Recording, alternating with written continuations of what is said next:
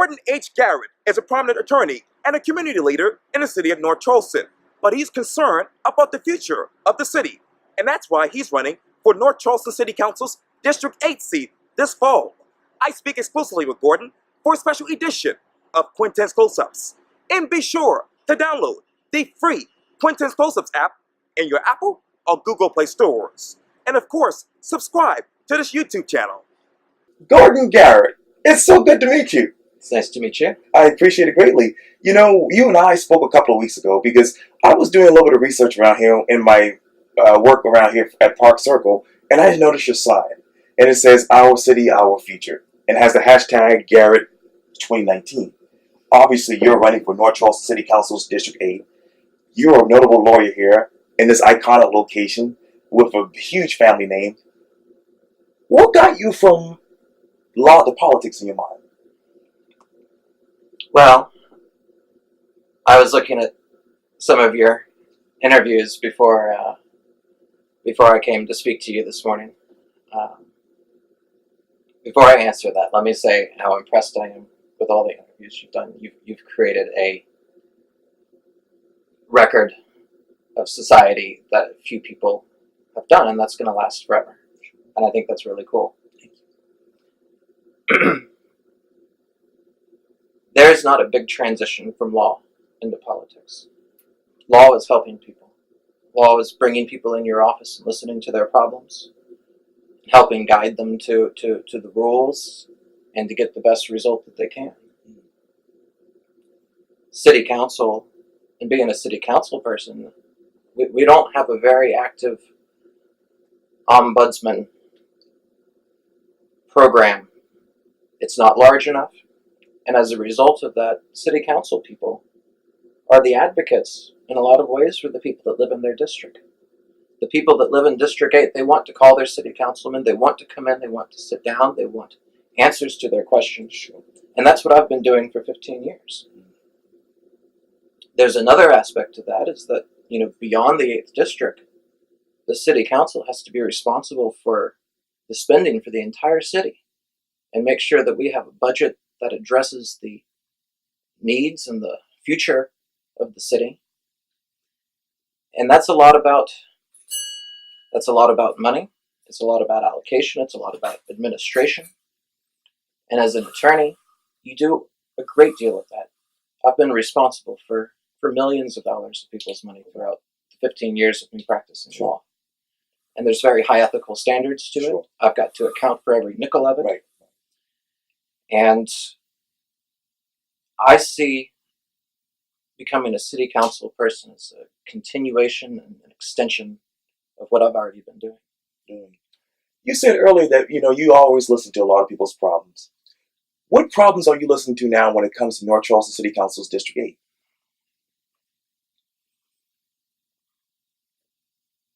One thing I would like to bring to a career in government, if you will, is we address problems on the back end. We've been addressing problems on the back end for generations. Medicine was the first field that said, hey, maybe we should try and preempt some of these problems. Instead of people getting diabetes, maybe people should eat healthy for 20, 30 years before. When you look at the city, you can compare this to crime, you can compare this to fires, you can compare this to education. We have 5 fire inspectors in the city of North Charleston. Right. We've got these plants going up. They need fire inspectors there on a daily basis to make sure that these installations are being done in these industrial projects correctly. So what I'd like to bring is how do we begin to treat the underlying problems of a lot of what's going on? And the biggest one that I see that we can do something about is illiteracy, childhood illiteracy. And how we go about supporting the school district, how we go about supporting families in North Charleston, I think is going to be the ultimate testament to how this area grows over the next 20 years. You talk about the literacy. How do you define that in 2019?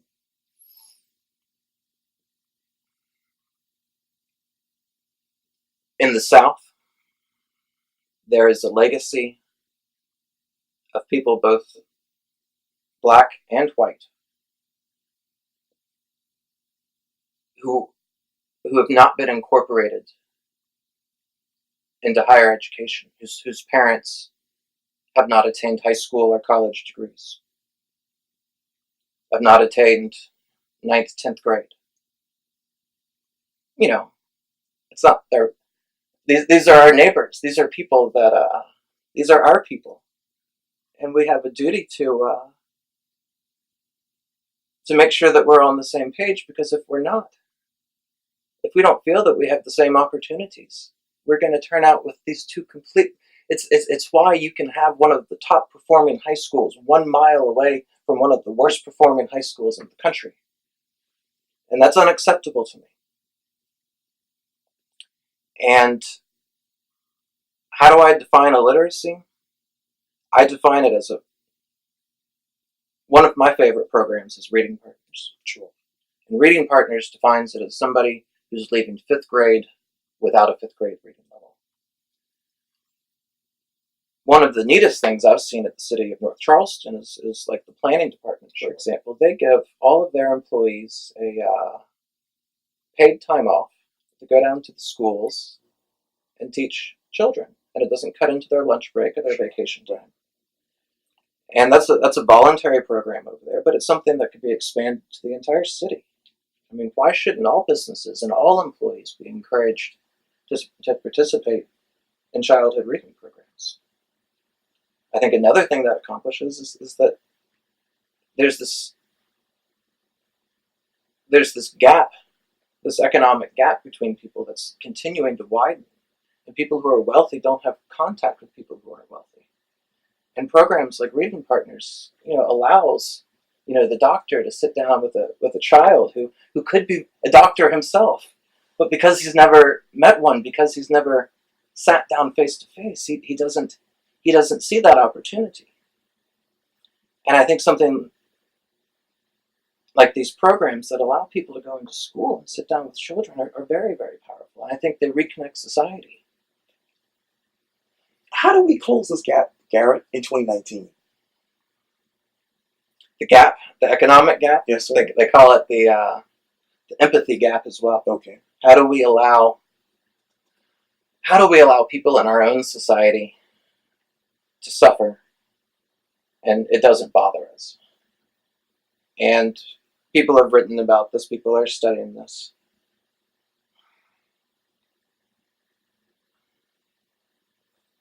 I like to take the example of people's cars getting broken into. And that upsets people in this neighborhood, particularly in the 8th District. Sure. The reason it happens is because you've got kids who've got nothing better to do, who don't have opportunities. And we want to yell at them and say, stick them in jail or something like that. It's a lack of empathy. This is a child. This is somebody's child. This could be your own child. This is a perfectly intelligent human being. It's a far better use of resources to educate. Do you know how much it costs to put somebody in maximum security prison? It costs $60,000 a year. Do you know what kind of education we could provide to people for $60,000? And if you want to call that empathy, if you want to call it an economic gap, that's fine, but it's also very practical. I mean, you've got to get the biggest bang for your buck. And it's a lot cheaper to educate people, to give them a strong foundation in life, than it is to catch them on the back end when they're completely lost in society. What else do you want the constituents to be educated about when it comes to District 8 in your mind? When I think of District 8 and how to talk about District 8,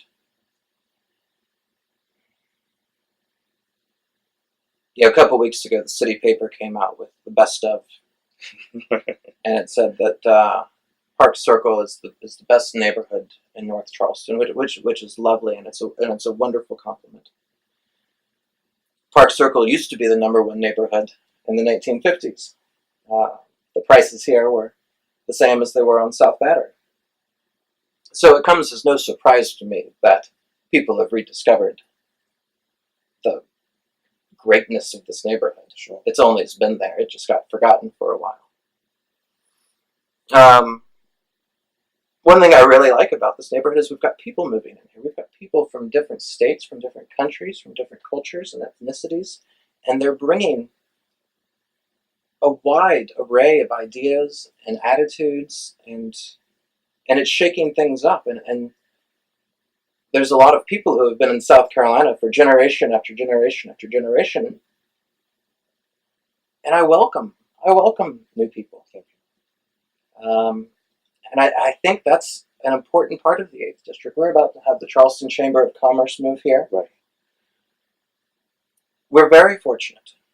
With that fortune comes an obligation to look at the rest of the city, to make sure that we're growing on the same page. We aren't all going to be as fortunate as Park Circle.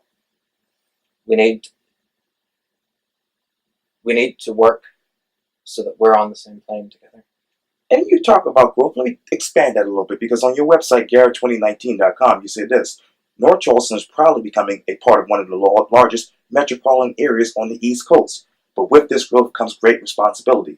It's up to City Hall to ensure that our rapidly growing city continues to make decisions in interests of many rather than of the few. What decisions would you make right now if you were a city council member? Well, right now, like I mentioned before, we could create programs that allow and encourage people who live here to give time and give effort to people that need help. I've gone to the schools. I've sat down with the children. The children need your help. The children are so thankful to have a one-on-one encounter. I mean, some of these children do not have a one-on-one encounter with an adult during a week. I mean, that's a remarkable thing to think about, is because there's so much going on in their lives that for somebody to sit down with them and try and teach them how to read something, we should be, that is so powerful. And it may seem like a simple thing, and I don't want to continue to harp on it, but something like that is how we can change the world. And I think the city council, I think the school district agrees with me. I think if you talk to people like Cindy Coates, the superintendent, they advocate and support these programs too. It's not the city's job to run the school district. It's not the city's job to show how the schools operate, but the city can provide a support, and they can work around that to see that people who live here volunteer, to see that employees volunteer, to see that everybody is engaged. And how do we break down that gap? I think engagement is the big word. Where is city support when it comes to Garrett Academy and its future? Garrett Academy is obviously very close to my heart. It was named Garrett because my grandfather was the first superintendent. And you may not know this, but my grandfather became frustrated over the course of his superintendency with the relationship of the school board as it related to the superintendent. And that really shouldn't come as a surprise, because 5 generations down the road, we're still having the same conflict. And we had created a system that made for a strong superintendency. And so when it comes to something like Garrett, the way the system was designed to operate is that the superintendent made that decision. It did not turn into a political debate within the school board. I don't mind the school board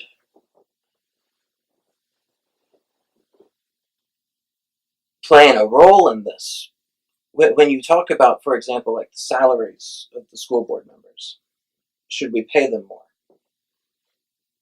Well, their job was only to hire and fire a superintendent. If you want to pay them $60,000 a year, they should take That should be a 40 or 50-hour a week job. But that's different than what the Charleston County School District Act says. That being said, what do you do with something like Garrett?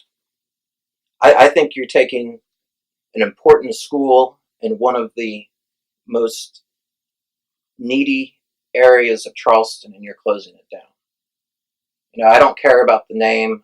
I care about the fact that you're taking a major piece of infrastructure that involved jobs, that involved a hub of community and activity that's being shut down there. And I don't think that's healthy for the neighborhood. It gives the school district an opportunity to replace that school, and I think the discussion of a middle school going there instead, which is a fine idea. Should you remove a high school from that area altogether? I don't know the answer to that. So my question, my answer to your question is the school district should have the ability to do what it needs to do and have the schools that it deems to be in the most efficient places. At the same time, we should be cautious and we should advise the school district about our concerns about further damaging a very fragile part of our community. You talk about the community, you talk about jobs. If you were to be on council today, how many jobs would you bring to District 8 in your mind?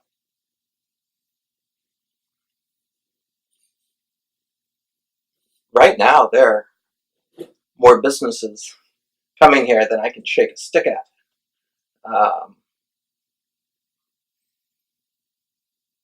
Council can encourage jobs in the city, and the state can encourage jobs in a number of ways. We can do it through tax breaks. We can do it through, you don't have to pay this or you don't have to pay that. I don't know that I really subscribe to that. I think businesses want to come where the situation's the best, where the people are the most affluent and most happy and most willing to spend money and they feel calm and safe. We have this debate on a national level about our corporate income tax, that we need to have it in pair with the rest of the world. But the truth is that people want to come to the United States because they want to do business here. People are going to come to the 8th District because they want to do business there. When they know that it's a fair place where they can apply for a license and they can get their license, where they can get treated like everybody else, where there's a clear and open and transparent process for starting the business, those are more important than subsidies or perks that you're giving a business. We need to focus on long-term features that attract businesses, and it's not by giving, for example, giving a grocery store a huge supplement to its rental income. I don't agree with that. I think you fix the neighborhood. You make it a profitable neighborhood and a happy and affluent neighborhood, and grocery stores will follow that. Retail will follow that. That brings me to this. You said this also on your website. Crime, violence, and food. Education and literacy issues are closely connected with property crime, food deserts, and larger number of unemployed citizens. And there are proven deficits in these areas in the city of North Charleston. Let's use the power of City Hall to address illiteracy and education. When you look at food in District 8, where does your mind go to? When I think of food, it goes to these restaurants and it goes to that Walmart over there. I mean, that Walmart is why we don't have a grocery store anywhere else. You go to a fancy grocery store downtown, my basket of food is going to be $70. I go to that Walmart, it's going to be $35 or $40. Where is the room for a grocery store in the middle of that? I'm not sure. I drive up to the Food Lion on Remount. I think that's become a very nice grocery store. I think they're putting money into it. The reason they're putting it's not because anybody's offered them anything. It's that the area is doing better, and they know it's a profitable grocery store, and so they're going to invest more money into it. That's a natural course of business development. Now, how do you pump more money into ending violence in this particular district? I believe that police are necessary. But like I said at the beginning of this interview, that's catching them at the back end. You need the police, but if it's come down to the police having to arrest you and put you in jail, we've lost. That's the end of the process. We had 20 years before that we could have kept you out of there. I think the most tragic story was the murder of the bartender at the Sparrow. And the young man who was involved in that crime, I believe his father was executed in a graveyard when he was a little boy. And to think that he was going to grow up with an opportunity, anything else except, the trauma of dealing with that. What he did is unforgivable, and he should be incarcerated to protect the public. But something else happened that it would have been so much more humane, so much economically cheaper, so much more moral to have stood in and to help that boy. There were red flags for years with that young man's life. That's how you stop the violence. You pick these kids. The first sign that something's wrong with them, and you pour effort into it, and you pour resources and compassion into it, and that makes a difference. And it makes more of a difference than catching some 22-year-old and putting him in jail for 20 or 30 years until he learns his lesson. Flooding. Is the city winning or losing in that war? We're losing. We haven't even started to lose yet. This is the issue of our future is the flooding.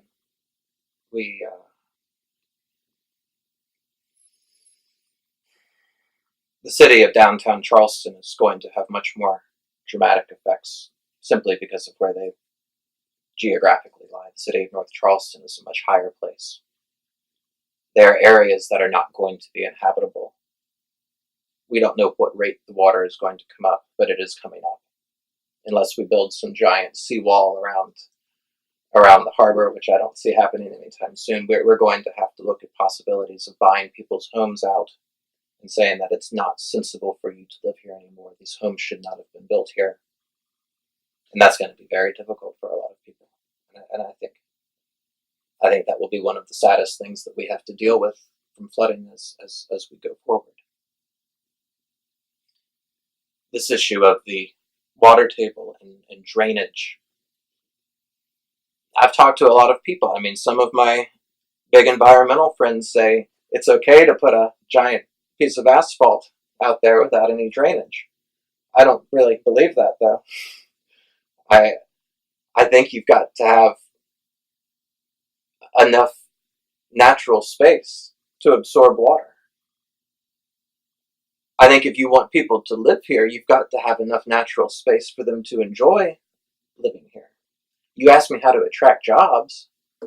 If we build out every single postage stamp here, it's not going to be pleasant for people to live here. You've got to have green areas. You've got to have green space. You've got to live with nature. You fight nature and we're all going to get washed out here. Let me take you back to District 8. If I would have asked you the top 3 businesses in District 8, what would you tell me?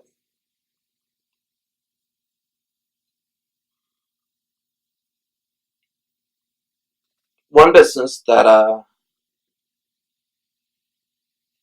think changed Park Circle was Madra Brew. I think they took a risk that nobody else was willing to take at that time. They knew how. They knew the potential of Park Circle.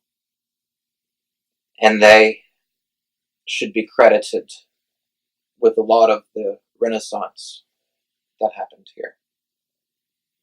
That would be one.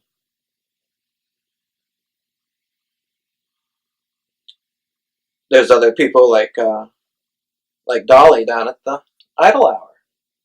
When nobody else wanted to live here, when there was crime, when there was, all this castigation of North Charleston, Dolly kept her head up. She kept her business running through thick and thin.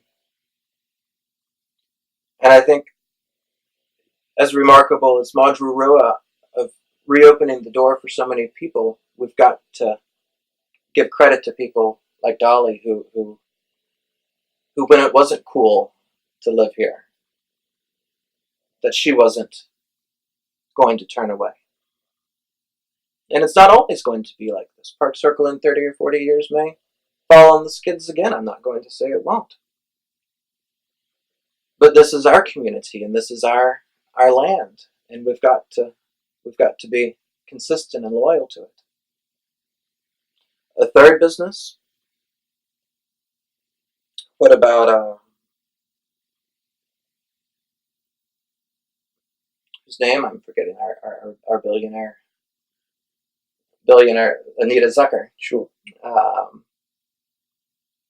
Somebody who's done an enormous amount of economic activity to the point that she could have just walked away and bought some big apartment in New York City and we would have never heard from her again. But she's got that business right over there.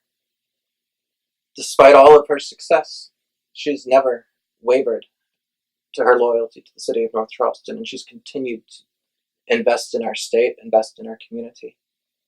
So I think those are my three, just off the top of my head, three very notable businesses. And when I come back to you, obviously you're a lawyer, you're a husband, obviously you're running for city council, and you're a Georgetown graduate, you studied abroad. But when you push all that to the side, who else is Gordon Garrett?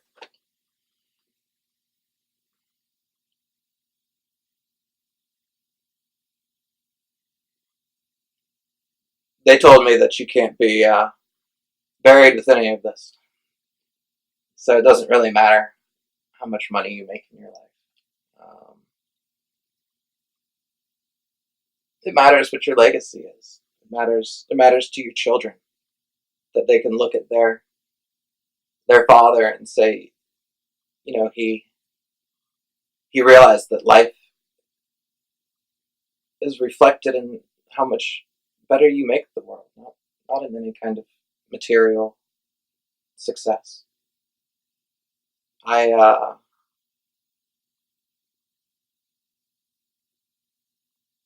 like other people. I like humanity. I like everybody that lives here. I want them all to succeed. And that took a long time to have that kind of love, to look beyond yourself. It took a lot of growth and development. But it's the right answer. And it's the Christian answer. And we are who our values are. Gordon H. Garrett, thank you so much for your time. I really, really appreciate this. Thank you, Quintin. Thank you. Yes, sir.